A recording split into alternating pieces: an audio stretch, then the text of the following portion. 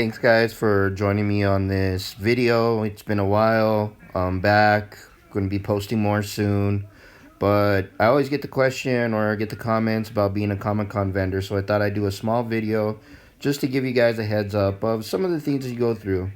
Keep in mind, this is not all of it, but if you guys enjoyed the video, please like, subscribe, give me thumbs up, give me thumbs down, or if you guys have any questions, let me know. I'd be more than glad to help you if this is something you want to get into.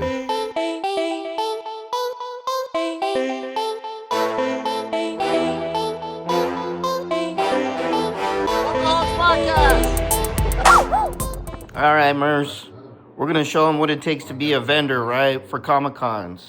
This is the setup for Albuquerque Comic-Con because the Funkaholics bring the heat. Life of a vendor. For those of you that think it's easy,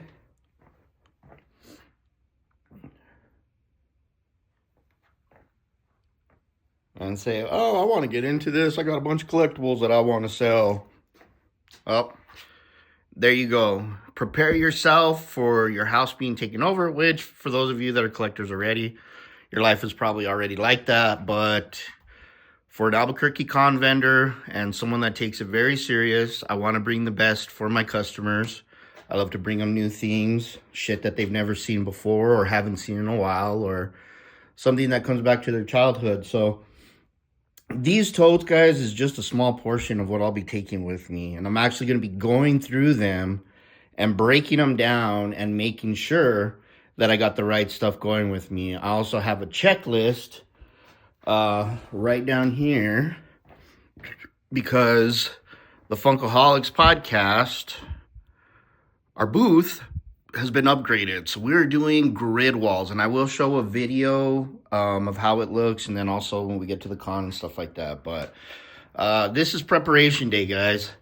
So I am going to be working on this a lot. I know I keep going back to the same sections, but this is literally what I got to go through. Also, I haven't even shown you guys the shed yet.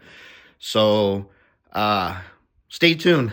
We've got more to come. Here's another video of just sorting through. And yes, guys, I realize we're in January and my Christmas tree is still up. Just looks so damn nice that I'm not ready to take it down yet. But this is part of the sorting process and getting everything together ready for this event. So more to come. And then I got a supervisor. So she's tough, guys. Also, guys, another thing with vending is we had a lot of celebrities, a huge lineup for Albuquerque Comic-Con, and because of the fires in California, which we're all praying for, and I'm not saying that I'm upset or anything like that, so don't get it twisted, but you invest in some of these celebrities, you know what I mean, and that's the life of a vendor. They do cancellations. They have lives too, people. So AC Slater, Mario Lopez, Elizabeth Berkley, people that I were excited to meet won't be able to attend. So our prayers are with them, their families, and we're just hoping this all ends soon and they can get back to their lives. So that's something to expect, guys, as a vendor. And it's not always like a, California fire or something like that. Like, they pick up new jobs. They get a new show that lines up, or, life happens, guys. So that's just something to expect also as a vendor, is you invest in some of these, and sometimes you'll just get stuck holding them for a while, but there's plenty other Comic-Cons to come, and I'm sure they'll be back soon, so something more to store. Here's another project that I started doing about a few months ago. I really got into the Jada 124 scale cars and modifying them. I've been turning them into lowriders, just coming up with crazy ideas. Here is the Pennywise that I'm going to show you guys in the next videos, where I'm priming them, painting them, just changing it up and making them look totally different. But this is also something that I do in preparation for Comic-Cons and local events. New little project I'm trying out. I'm actually gonna try and paint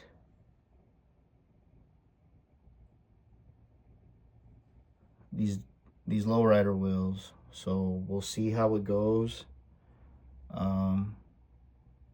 Sprayed the knockoffs for the caps, and so we hit them with a primer first, and then we're gonna hit them with a red metallic color, kind of. These are gonna go on a Firebird Pennywise car, so we'll see how it goes. I'll show you guys more video. Alright, so here's how the lowrider wheels came out with my airbrush kit. I'm still letting them dry. I'm going to hit them again just to make sure that all the color gets on it.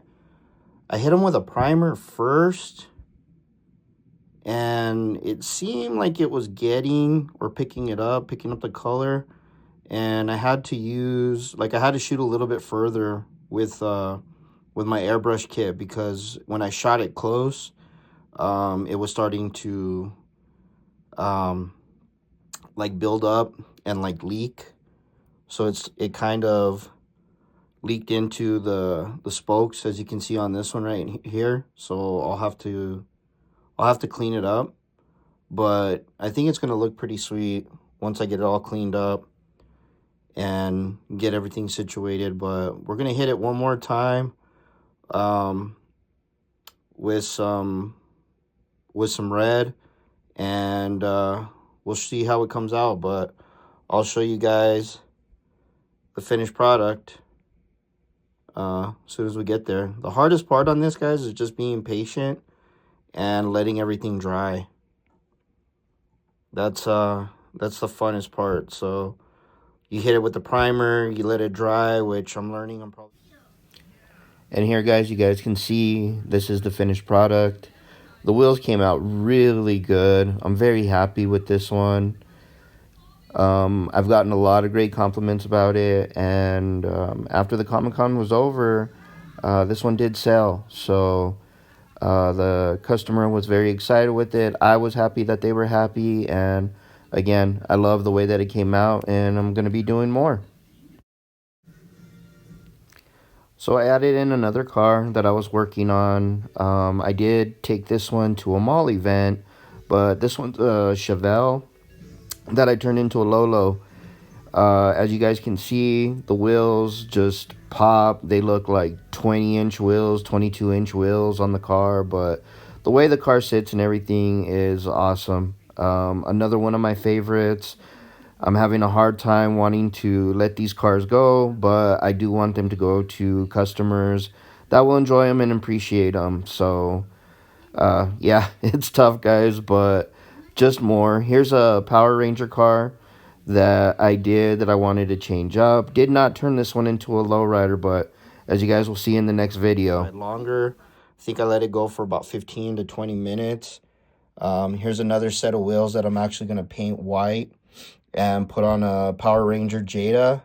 These wheels were black, so you can see I hit them with the primer right there. But that's another project. I'll show photos of that, maybe even some video. But this is where we're at so far, so we'll see how it goes.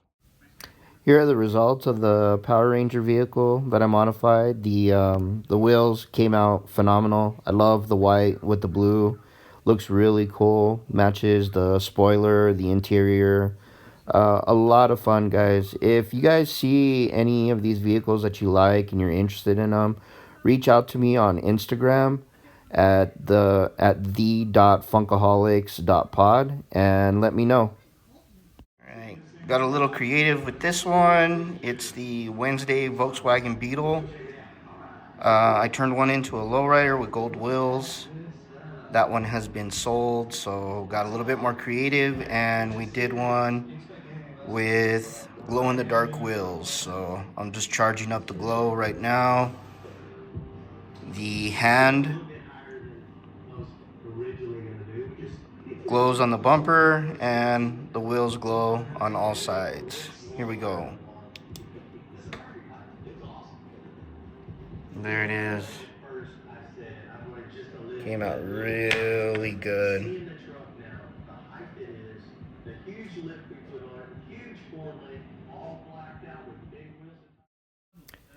Here's another fun project that I was really excited about. I had hunted all over to try and find this RoboCop car because I knew I had an idea in mind that was going to really make it pop. And right here you guys can see I put blue lowrider wheels on it. This was a fun painting. I got to try out new paint.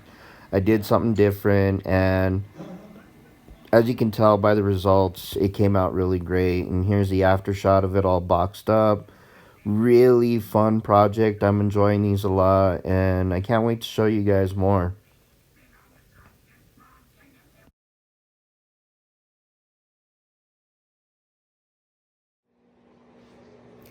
Here's a video, guys, of a mock-up.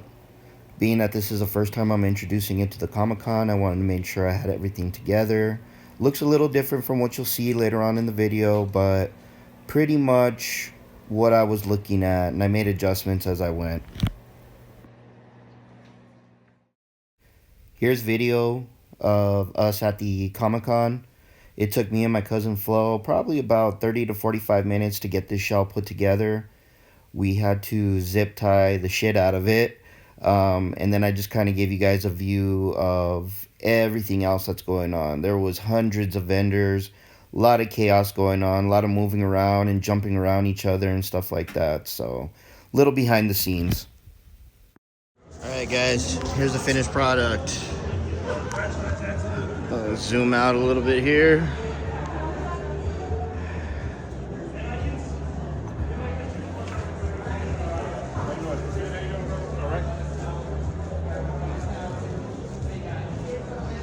All new setup. Took us probably about a little over 4 hours, but came together.